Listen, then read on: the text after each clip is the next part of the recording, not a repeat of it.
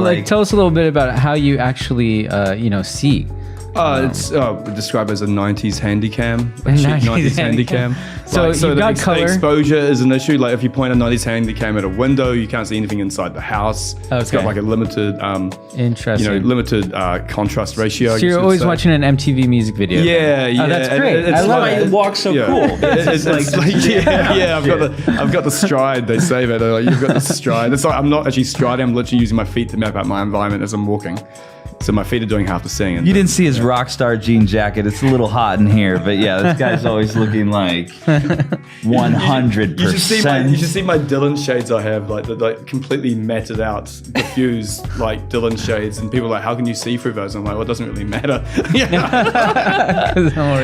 So why do you think it gives you this? Do you think what is it that you see? Attention to detail would be the argument here. Like it's like I get to see the bigger picture, the overall color of something. And so this is why I love fine arts, and this is why I love color. So if you're talking about shades of color, I've actually got the eyes of a pilot, so I can see distinguishing between two different like shades of red, better than most people. Oh, do you have like an extra cone, or what's the genetic difference there? I don't know, something about a recessive gene thing. I remember in fifth form school science, I actually failed science by 1% because they had a question about albinism. It was like, failing science, like, but what would the chance if you have two parents with a recessive gene? What would the chance that child would be albino? I just wrote because shit happens. But then they gave me passionate consideration for the question, and then they actually ended up passing the science paper. So.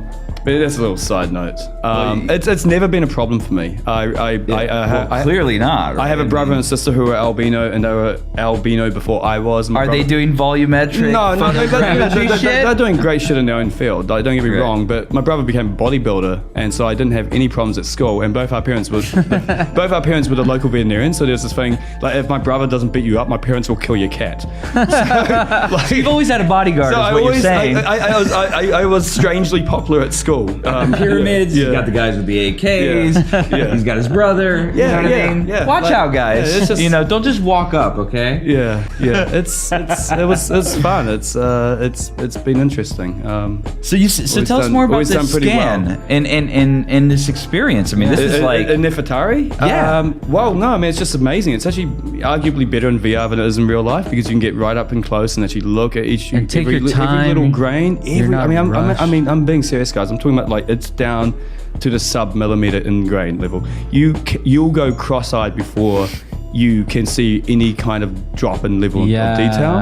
And we've done that even better now using super sample deep learning. That's the other reason why it's better. The deep learning, we're able to train our own images with the images we took. So we're actually customizing our training data sets specific to the task. So we have the stroke that we don't have celebrities' eyes or faces in our photo because all the data sets out there are like celebrity photo data sets and all this kind of shit. So it's actually really, that helps a lot. But the other cool stuff is where there was wooden floors and no smoking signs and all that kind of jazz, we're able to do in-painting, which is especially Photoshop content-aware fill. Sure. Where we're literally able to circle around things that we don't want and go, computer, what do you think should be there? Get it. And it's even better. 95% of the time, it gets it spot on, and it's indistinguishable to people who jump in that tomb now. They don't even notice the seams. It's seamless.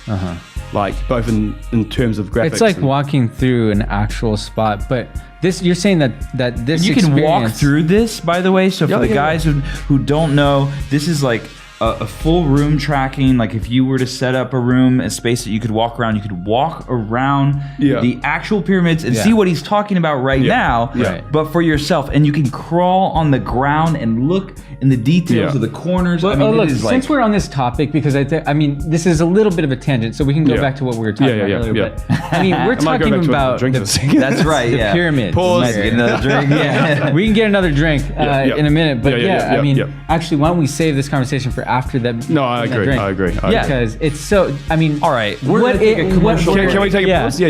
I'm gonna get 2 minutes of air as well because I'm literally gonna play it very soon. Cool. This podcast is brought to you by photogrammetry and deep learning. Because photogrammetry is always better. I'm terrified that this is live right now. No, it's not. No, it's totally not. Okay.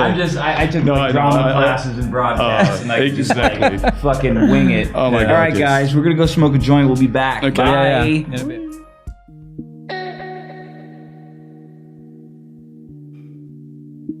We've got a number of techniques of extrapolating amazing detail.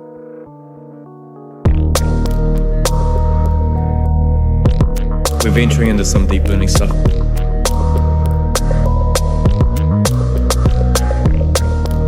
What it really boils down to is just brute force. You get the photographs, get them as clean as possible, you get them as perfect as possible.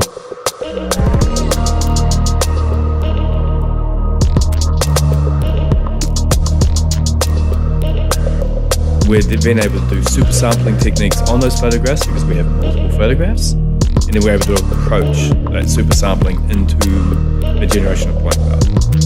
Yeah, no, it's like being on Mars. I mean, you can literally teleport yourself into this painting.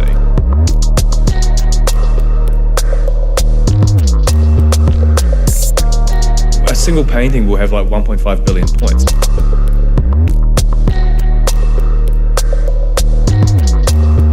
We got shimmer and roughness. So we're not just extrapolating the fundamentals. Most people think a painting and they just think a picture, and they'll just go onto Google Images and download a high-res picture. Oh, there we go, that's art. The meaning of art. No, it's not, unless you've literally got every single fiber and every single paint stroke in there. So you need to know what's shiny and what's rough and what's matte and what's not.